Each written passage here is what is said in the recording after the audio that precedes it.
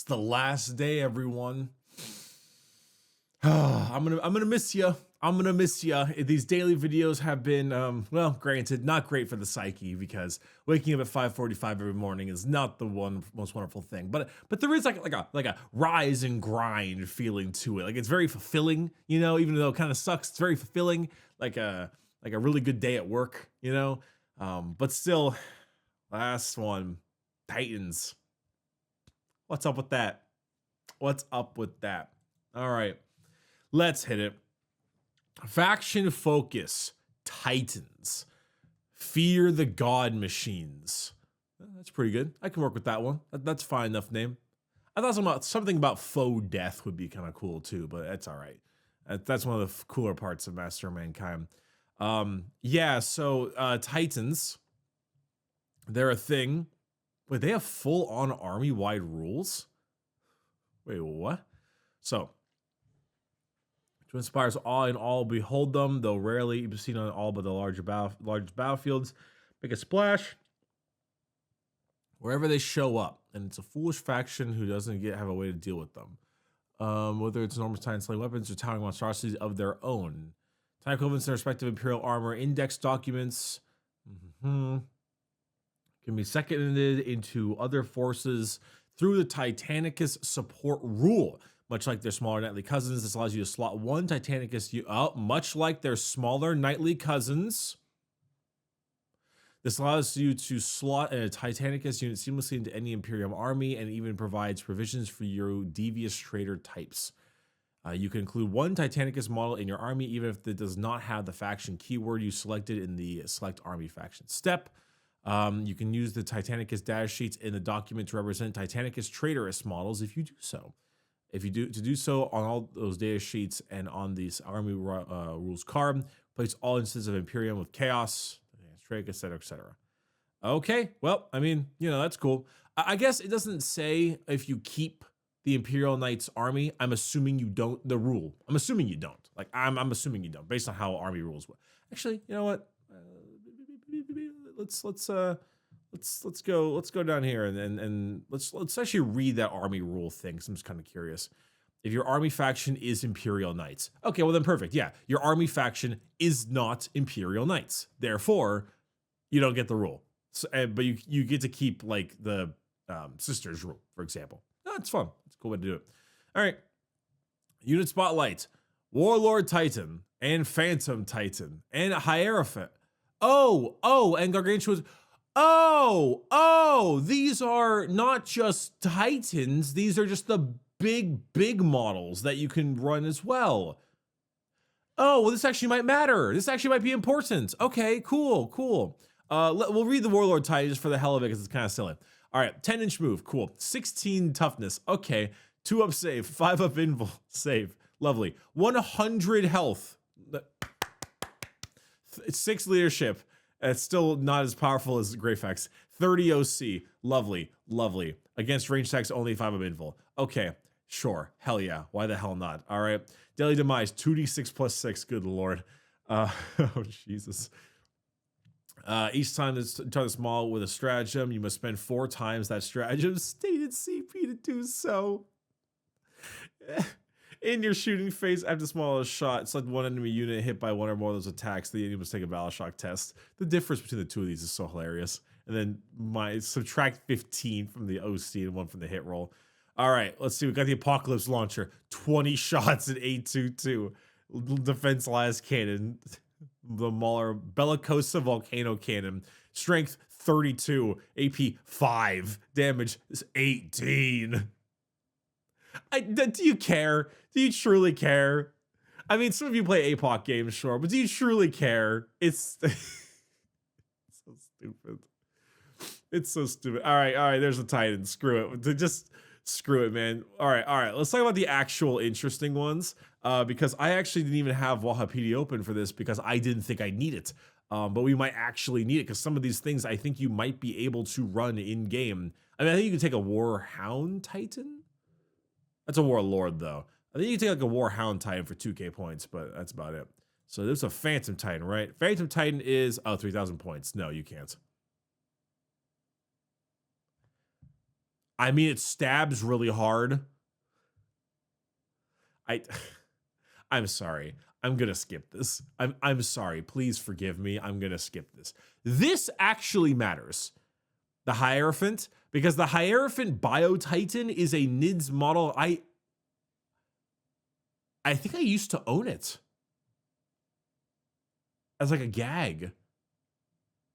I think Magic Card Views Fly owns it. Yeah, it's 850. Like, you might see this. Genuinely might see this. So I want to look at this one real quick. All right. 12-inch move, T14. Okay, that's pretty good. It's the monolith toughness. 2-up save, 5-up invul, 30 wounds, 8-up leadership. Wow, that's synapse, that's right. And then 12 OC, 5-up invul save naturally. And then why are they putting the invul saves up here? Have they been taking my advice? Have they been taking my advice? They run out of space here, maybe. All right, it's fine. Let's see here. 30. Yeah, okay. 2d6 deadly demise, monster, titanic towering, transport. Transport. Is this a transport? Oh, it does. 20 infantry. Oh shit. All right. Huh. All right. Each time this model makes an attack that targets a unit that has battle shocked, add one of the hit roll. That's pretty fun. Synergizes well with Shadow in the Warp. Each time this model makes a normal advance or fallback move, it can move over models and terrain features that are 4 inches or less in height as if they were not there. Right? Because it's got the big like legs. And then the damage characteristic. Bioplasma Torrent. 3d6 shots, 721. This is 2d6 at 731. So it's a flat out upgrade. Nice. Dire Bio Cannon. 48-inch range, d6 plus 6, 10, 3, 3. 48-inch range, heavy 8, 10, 3, 3. Oh, wow. Its guns are just getting flat out buffed. Lash Whip, well, mostly flat out buffed. Lash Whip pods, extra attacks, 10 more attacks at 511. Literally identical. And the other one, 8 attacks at 22 d6 plus 1. Minus an AP. And way worse in the damage characteristic, but more attacks. And it's a transport, I guess. All right, that's kind of cool. It's kind of cool. It's kind of cool. Yeah, it's kind of cool. The Gargantuan Squiggoth. Let's go. I love me the big squig. Can be equipped with one of the following: a cannon and a super cannon. It is equipped with huge tusks, has a transport capacity of 20 orc infantry models. Gas cloak takes up 18. That's so funny. If it's equipped with super cannon, it can has a capacity of 15, and it cannot transport mega armor or jump pack models. The Gargantuan Squiggoth. Okay, cool. 20 infantry. Yep. All right. Let's see here. 10-inch move, T13, 3-up save, 30 wounds, 7 leadership, 12 OC. Daily demise, D6 plus D6 or 2d6. Firing deck 20. All right. And then Gargantuan, same thing as the Bio Titan. And Walking Bastion, small as not suffer the penalty to hit rolls for making attacks while enemies' units are engaged with it. Monster, Titanic, Towering, Transport, Squiggoth. Cannon, frag in a shell, d6 shots or 1 shot. Super cannon. What? Oh, so it can be equipped with one of the following. Okay, super cannon is definitely more powerful overall by far. 2d6 shots at 12, 2, 3. Very, very significantly better than the cannon. Obviously, it's super. And then the melee weapons are its tusks. 6 attacks at 14, 3, 12. Wow. Holy hell. And then huge tusks, 18 attacks for a sweep move at 9, 2, 3. Holy shit. Holy, this thing just cleaves, just rips. Oh, it's also got Lance. Lance is +1 to wound on a charge. Huh. Hot damn. I guess it makes sense. It's like, bram. Wow. You know, I think it's rather interesting because for the most part, it seems like all the Titans can get buffs from the various regular character buffing units. You know, the Gargantuan Squiggoth has the orc keyword, and most orc buffs just gives it to orcs. There's no core or battle line or anything, so that's pretty cool. There's also the Manta. Oh, the Manta. Is the Manta 2,000 points? I think it's like exactly 2,000 or maybe like 2,500. I don't remember exactly. It is exactly 2,000. All right, Manta. It has capacity of all the following. Oh God, 200 infantry, 4 devilfish, Skyray gunship or hammerheads, and 8 battle suits with wounds less than 9. Good Lord, 200 infantry. 20 plus inch move, T14, 2 up, 5 up invul, 60 wounds. I'm loving this invul here, loving the invul here. And 0 OC because it's a flyer. It's an aircraft. Daily demise 3d6. That has the hover rule, which was discussed in the core rules. You have to determine if it wants to hover or not before game. In your shooting phase, after the smallest shot, select one enemy unit hit by 1 or more of those attacks until the end of the phase. Each time a friendly model is disembarked, you can make the woo roll. Yeah, okay, that's the fire support thing. And then air cast Colossus is 3 times the cost for stratagems. Armored hull. You can smack them with some attacks, I guess. And then it's heavy rail cannon, 12 damage, 26 strength, just ridiculousness. Ion cannon, long barreled burst cannon array. What's he equipped with? 2 heavy rail cannons, 6 ion cannons, 2 long barreled burst cannon arrays, 2 missile pods, 10 seeker missiles, and the armored hull. So 2 missile pods, and then 2 long barrel burst cannon arrays. Okay, so you're just putting out 32 shots from the burst cannon arrays here. 2 giant heavy rail cannons, and then 6 ion cannons. 6 ion cannons. That is 6d6 plus 3. No, it's 6d6 plus 18. And then one fire warrior. Oh no, it's 2,000 points. You can't take any fire warriors. Well, the points might change, but 1 fire warrior on the ground is like spotting for the Manta. Then this bitch all hits on 3s and ignores cover. You do this Pathfinder. Ridiculousness. Absolutely ridiculous. All right. So this is just a whole bunch of shenanigans. It's the whole thing. That's about it for our faction focused series. If you've been following along from the beginning, congratulations. It won't be long until you hear a few tantalizing launch dates for the new edition. We know them already. And in the meantime, you can head back to New 40K Hub to see everything revealed on the horizon. Yep. I am okay, so I mean, it's actually kind of cool. So, okay. Let's be fair here. Some of you out there own a couple of these models. If you own a Manta, God save you. But if you own like a Gargantuan Squiggoth or a Hierophant, fair enough. Like these are genuine models you might run in a game. Big centerpiece, a bunch of little gribbly bugs or orcs, right? You're not taking the Warlord Titan because you literally can't. And the Fate of Titan in a regular game of 40K, you might run them from APOC. And the Hierophant, though, in the Squiggoth, you might do it. Now, in fairness, the Squiggoth looks really genuinely insane. If you put a super cannon on it, and with its firing deck of 20, you could really just slap it with dudes. Tons and tons of like tank busters and just running around like firing stuff, which would be pretty damn strong, I'd say. And then you could even probably buff it with like a mech boy. And that actually would be something serious. It's not very tanky at all. It's got a 3-up save and a 30 wounds, but the T13 comparatively to the Hierophant, which is far tankier in terms of the 2-up, 5-up, and 14 wounds. But it's got an interesting role, and the melee is actually nothing to scoff at. The Hierophant's kind of neat. It's got a very nasty close range damage profile. Just rips apart light infantry like it's nothing. And then the bio cannon will put some pretty big hurt on things like Terminators and the like. The increased attack for the battle shock is pretty neat as well. And, lots of attacks here. Some good stabbing attacks and some extra attacks. Like, it's just an all-around good profile that's quite tanky. And it's kind of nice that they can actually get rules, I like the fact that they can get rules that can be used for stratagems. Like, there's actually a genuine possible point to use them, and it doesn't do that thing where it's a Lord of War, therefore it synergizes with nothing. It's not bad. It's not bad. So it's kind of fun.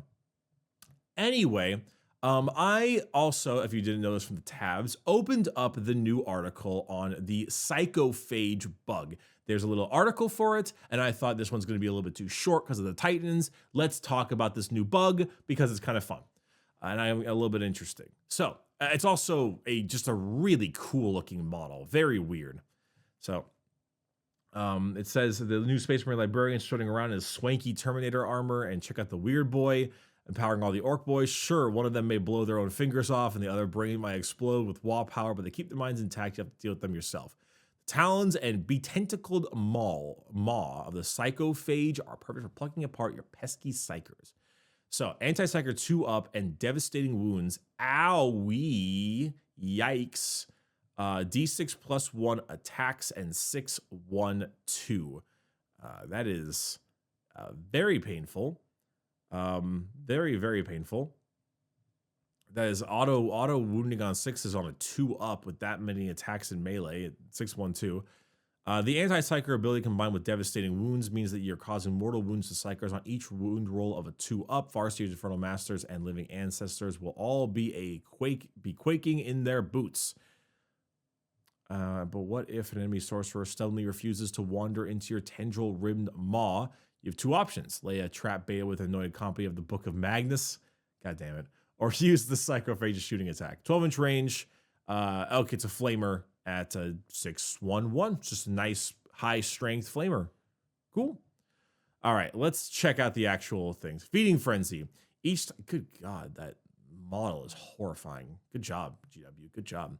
Each time this model makes a melee attack that targets a unit that is below its starting strength, add 1 to the hit roll. If that target is also below half strength, add 1 to the wound roll as well. So it's got a little bit of a like a reverse sisters thing. Below starting strength gives them +1 to hit, and then half is wound. Now it's both for him attacking them. So that's kind of fun. Oh, that's a fun little preview. That's a fun little preview. Seeing this little gribbly maw and checking through all this stuff. That's really fun. I still need to figure out if anti-psyker is referring to the whole unit. I need to figure that out. I'm assuming that maybe it was, but I don't know if it's allocated or not. It's just, maybe you've already answered this in the comment section below.